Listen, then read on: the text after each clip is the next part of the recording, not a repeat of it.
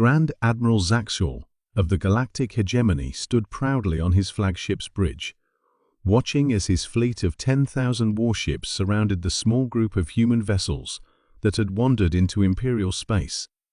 5 ships against 10,000? This would be the shortest battle in Imperial history. "Attention, primitive Earth vessels," he broadcast, his tentacles rippling with smug satisfaction. "You have entered the domain of the most advanced civilization in the known galaxy. Prepare to be boarded and—" He was interrupted by what could only be described as snickering coming through the comm channel. "I'm sorry," a human voice responded, clearly trying to contain laughter. "Did you just call yourselves the most advanced civilization? That's adorable." Zaxul's phosphorescent skin flashed with indignation. "How dare you? Our empire spans 3,000 systems. Our technology is the pinnacle of achievement. We still use quantum drives while you—" "Quantum drives?" Another human voice cut in, now openly chuckling. "Oh my God, they're still using quantum drives. Hey Sarah, are you getting this? They probably still think dark matter is exotic." The Imperial bridge crew shifted uncomfortably as more human laughter filtered through the comma. Zaxul's skin was now pulsing an angry crimson. "Silence. Our quantum drives can achieve 0.3 light speed. No civilization has." "0.3? A third human voice wheezed between fits of giggles. "Listen, this is just embarrassing now. Should we show them?" "I feel like we should show them." "Might as well," the first human replied. "They did threaten to board us with their advanced technology. Everyone, power up your Klein-Gordon fields." Zaxul watched in confusion as the 5 human ships began to emit a strange rippling effect. His science officer's tentacles suddenly went rigid. "Sir, those ships, they're manipulating the fabric of space-time itself. This isn't quantum mechanics, it's— I don't even have words for this level of physics." "Yeah," one of the humans chimed in casually. "We cracked unified field theory about 20 years ago. Really opened up some interesting possibilities. Watch this." The 5 human ships suddenly blurred, and Zaxul's entire fleet found itself thoroughly tangled in its own formation. Somehow, the humans had rearranged space itself, turning the carefully organized Imperial formation into a floating pretzel of confused warships. "How's that 0.3 light speed working out for you?" a human asked cheerfully. "By the way, we noticed your targeting systems are using standard probability matrices." "That's cute.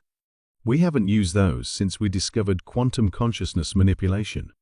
"Quantum consciousness? That's impossible." Zaxul sputtered.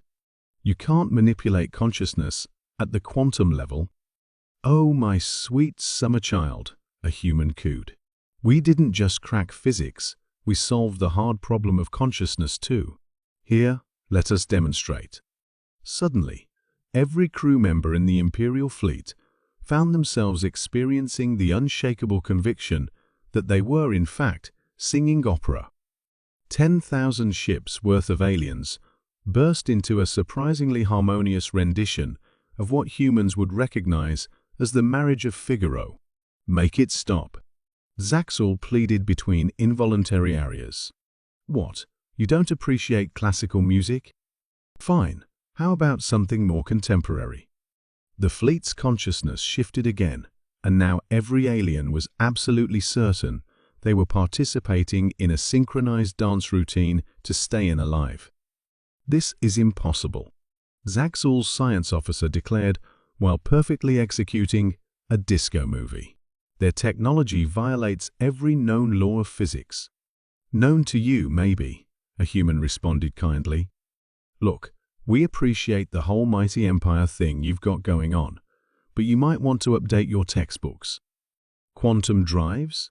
Really? That's like threatening someone with a sharp stick after they've invented the fusion cannon." What are you?" Zaxul managed to ask between dance moves. Just a bunch of curious apes who got really interested in how the universe works, came the reply. Now, would you like us to untangle your fleet? We can also throw in some basic physics textbooks if you'd like. You know, help you get started on the whole actual advanced civilization thing. The humans proceeded to casually rearrange space again, neatly organizing the Imperial fleet into its original formation. As a parting gift, they transmitted a data packet titled Physics for Beginners, because everyone has to start somewhere.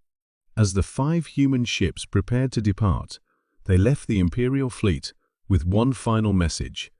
Don't feel too bad about the quantum drives. We thought they were pretty hot stuff too. Back in 2047.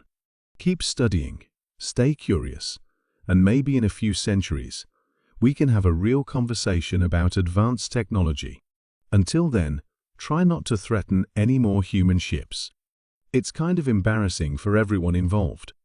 The story spread quickly through the galaxy, how 5 human ships had turned the mighty Imperial fleet into an impromptu opera company, and how the most advanced civilization in known space had been reduced to taking remedial physics lessons from a species they'd dismissed as primitive.